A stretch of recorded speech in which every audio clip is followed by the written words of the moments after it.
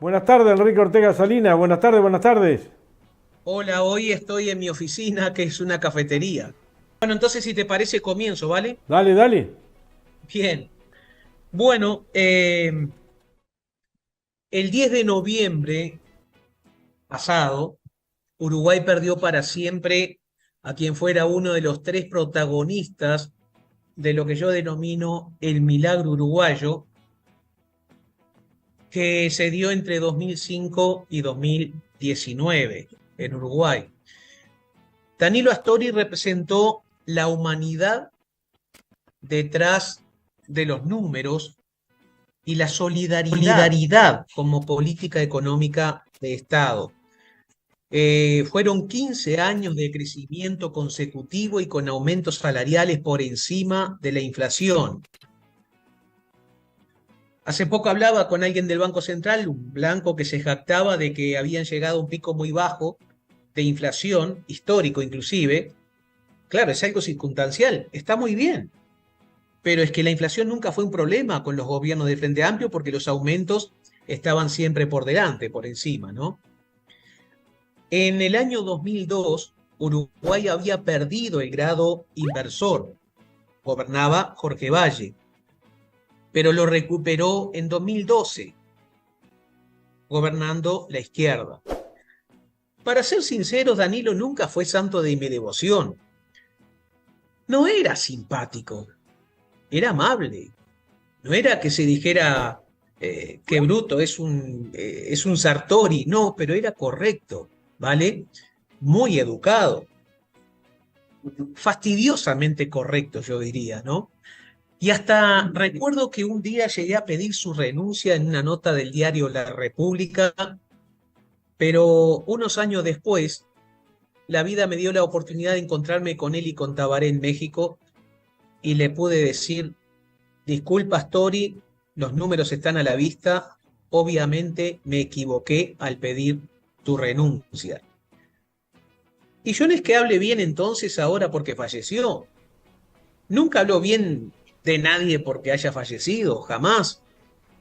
No me gusta la hipocresía. El otro día escuchaba a Conrado Hughes en Esta Boca es Mía hablando bien de Danilo Astori cuando mientras estaba en vida decía que sabía muy poco de economía. En fin, este, gran santificadora la muerte. No, yo no soy así. Yo tuve la oportunidad de rectificar mi error mientras él vivía, afortunadamente.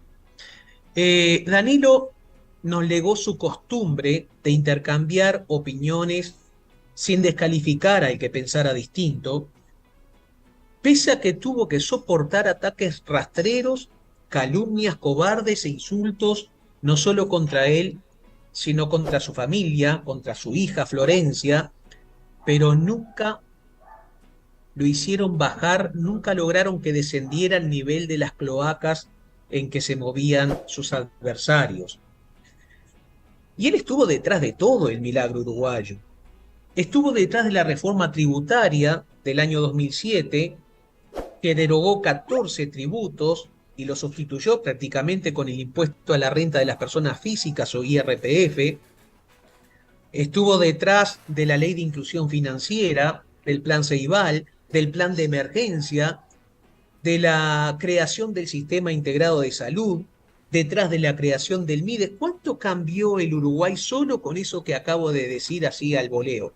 Es decir, lo primero que me viene a la mente, ¿no? El plan Ceibal. Alguien ha dicho que dentro de 50 años, cuando se hable de Tabaré Vázquez, lo van a recordar por su política antitabaco y por el plan Ceibal. Bueno, pero ¿quién estuvo detrás del plan Ceibal? No solo Tabaré, estuvo Danilo también, ¿verdad? Y a veces lo criticábamos porque era demasiado correcto para el debate y era extremadamente cauteloso para implementar medidas económicas. Más cauteloso de lo que nosotros hubiéramos sido. Yo hubiera implementado de pronto algunas medidas un poquito más revolucionarias, pero su nombre era a nivel internacional garantía de estabilidad, generaba confianza en el mundo financiero y en los inversionistas.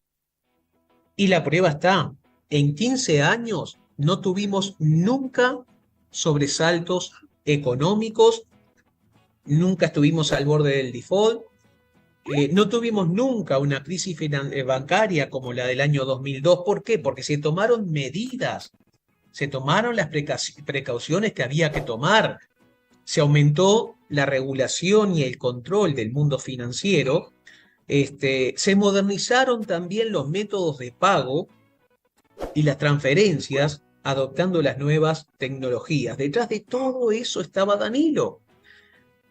Y como te dije, lo más importante, la inflación no fue un problema porque siempre los salarios, pensiones y jubilaciones siempre se aumentaron por encima de la inflación, lo cual también hay que recordar, finalizó abruptamente cuando Luis Lacalle Pou llegó al poder.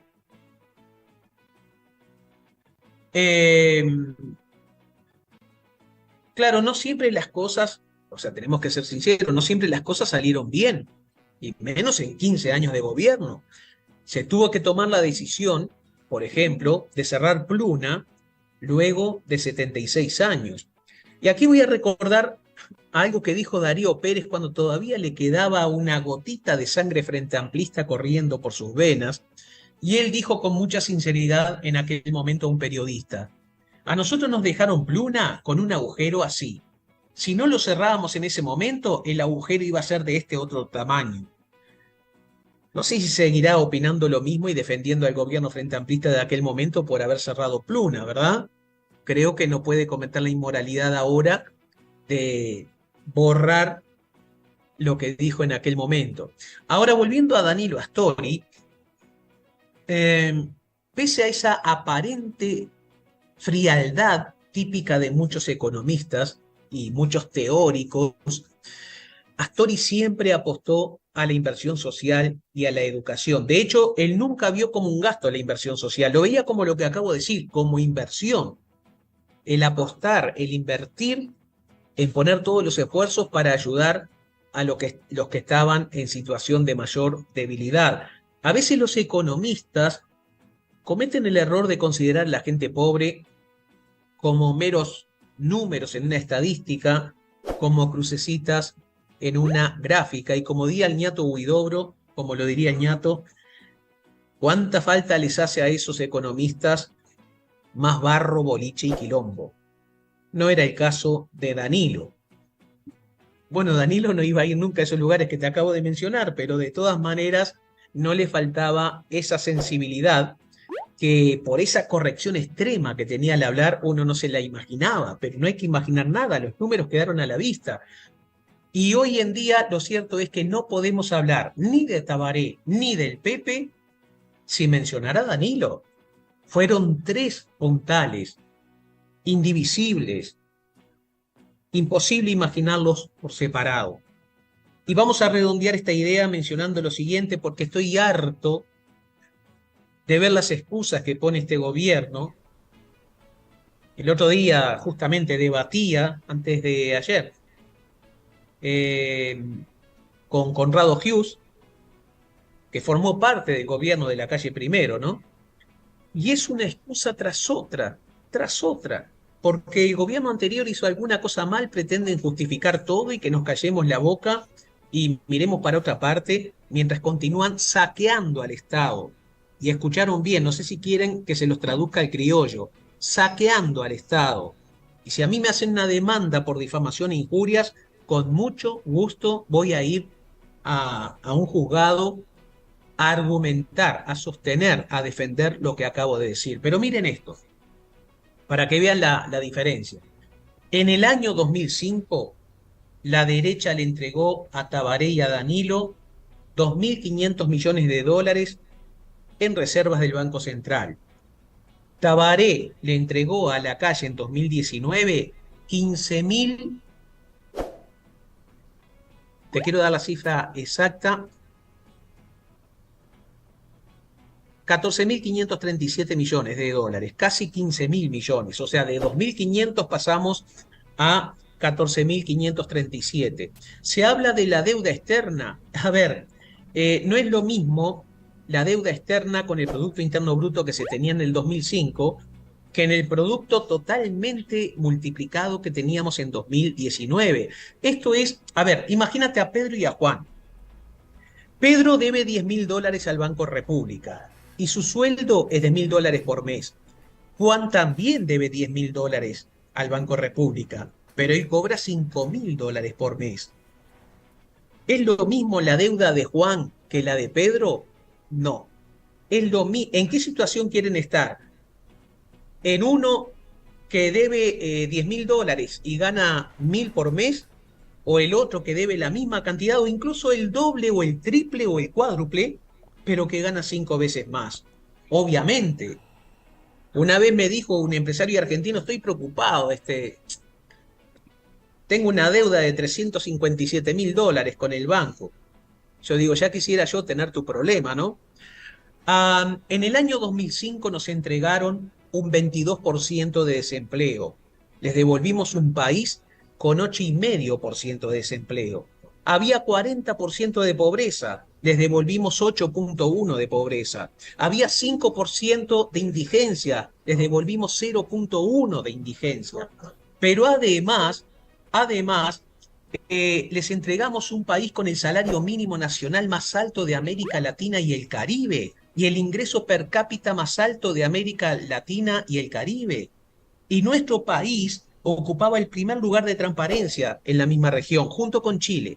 O sea, los países menos corruptos de América Latina y el Caribe y con menos pobreza e indigencia era primero Uruguay y después Chile, compartiendo Chile en el tema de la transparencia, ¿verdad? Pero además, Uruguay está entre los primeros países de todo el planeta en velocidad de conexión a Internet.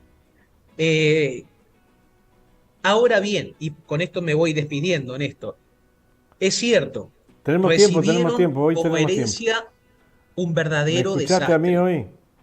¿Perdón? Que hoy tenemos tiempo, no hay problema. Que tenés tiempo, vale. No, pero redondeo esta idea y luego, en todo caso, si hay tiempo, menciono algo de Argentina. Pero Danilo y Tabaré recibieron como herencia política un verdadero desastre. Pero no se dedicaron a llorar y lamentarse. Se dedicaron a arreglar lo que estaba mal. Se dedicaron a trabajar. ¿Qué diferencia entre aquellos estadistas y un presidente de paso? Y al que le quepa el sayo que se lo ponga. Te escucho por si querés hacer algún comentario.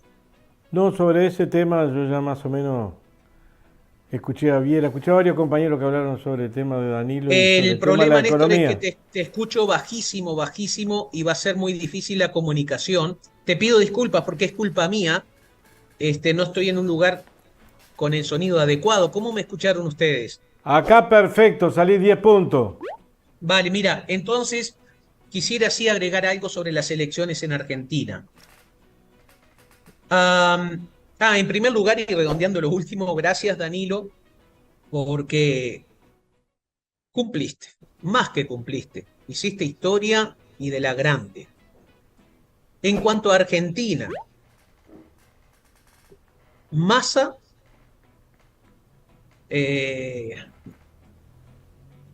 ya dije la frase esta, pero la tengo que utilizar de nuevo, no es santo de mi devoción, pero obviamente que entre la desmesura y la mesura, entre la locura y la cordura, no hay mucho para elegir. El peronismo ya apostó a un socialdemócrata con Alberto Fernández, y Alberto Fernández, al margen de que lo considero una persona sana, una persona bien, es un socialdemócrata. Entonces no pudo o no supo sacar a la Argentina del pozo en que la dejó enterrada Mauricio Macri. Recordemos que Cristina los había sacado del Fondo Monetario Internacional, había liquidado las deudas del fondo, del Club de París y de no sé cuántas cosas más, había saneado la deuda. Y Macri no solo que sacó una deuda que excedía sus posibilidades de pago, sino que hoy en día nadie sabe cómo se gastó y está dando explicaciones dificultosamente ante la justicia. Pero la culpa de que surja un Milei es culpa de los corruptos de todos los partidos de la Argentina, y cuando digo todos, ¿ya? La gente estaba tan harta que, no sé, votaría el perro Tribilín si se postulara. Y también porque la socialdemocracia siempre deja el camino empedrado para que por allí vuelva la derecha y la ultraderecha. Argentina necesita a alguien que dé vuelta al país como una media, pero no un loco como Milei, algo que tenga un mínimo de sensibilidad social y criterio. Él habla de romper relaciones con China, ahora echó para atrás diciendo que solo las diplomáticas, pero no las comerciales. Si rompes las diplomáticas, China Sí, te manda sí. al diablo y van a tener que meterse la soja donde la espalda pierde su honesto y distinguido nombre. Es imposible. Lo del Banco Central pudiera ser una medida discutible, mira lo que te digo, pero en algún otro momento lo podemos analizar en profundidad. Discutible, no quiere decir que esté de acuerdo, pero lo podríamos razonar. La dolarización también, aunque no va a ser fácil, ya lo hizo Yamil Mawad en Ecuador el 31 de diciembre de 2001, 1 de enero de 2001 en realidad. Yamil Mawad, Rafael Correa estaba en contra. Tiempo después le preguntaron y dijo, bueno, el daño ya está hecho y ahora solucionarlo, cambiarlo sería peor el remedio que la enfermedad. El problema es que al dolarizar perdés competitividad, perdés margen de maniobra subiendo o bajando el valor de la moneda nacional. Yo, si fuéramos a quitar el peso uruguayo, negociaría con China para usar su moneda o con la Unión Europea para usar el euro, pero no le apostaría al dólar. Eh, Cualquier cosa menos el dólar. Esto da lugar a una discusión muchísimo más profunda, por supuesto, estoy tirando los títulos. Pero recordemos que Patricia Bullrich dijo, 10 días antes de abrazarse en un pacto político con Milei, que dudaba de su estabilidad emocional. Y luego termina abrazándose con él. ¿En qué quedamos, no? Y sí, yo realmente creo que tiene problemas emocionales. Y lamento pincharles el globo, pero no es seguro que gane Massa. ¿Por qué? Porque Argentina merece a Milei. Argentina es un... ¿Sabes quién me dijo un día? La sociedad argentina es una sociedad enferma. Juan Carlos Altavista, Minguito en Punta del Este.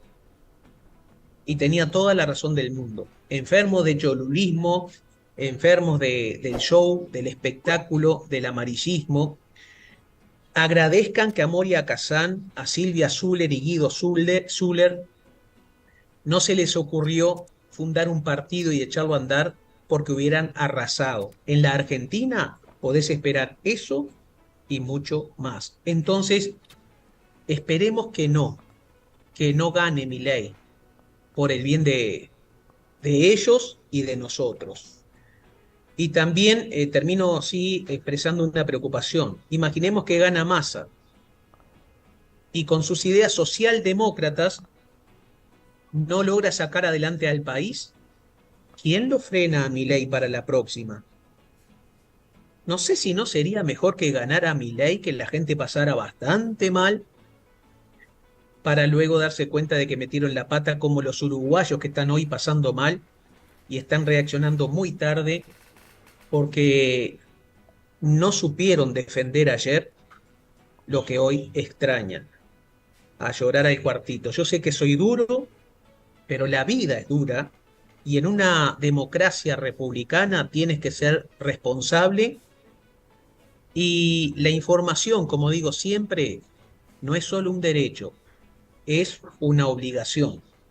Por falta de ella, hoy tenemos el presidente que tenemos y quizá, tal vez, esperemos que no, Argentina puede llegar a tener a un Milei.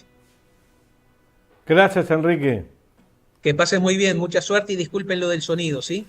Un abrazo. No, no.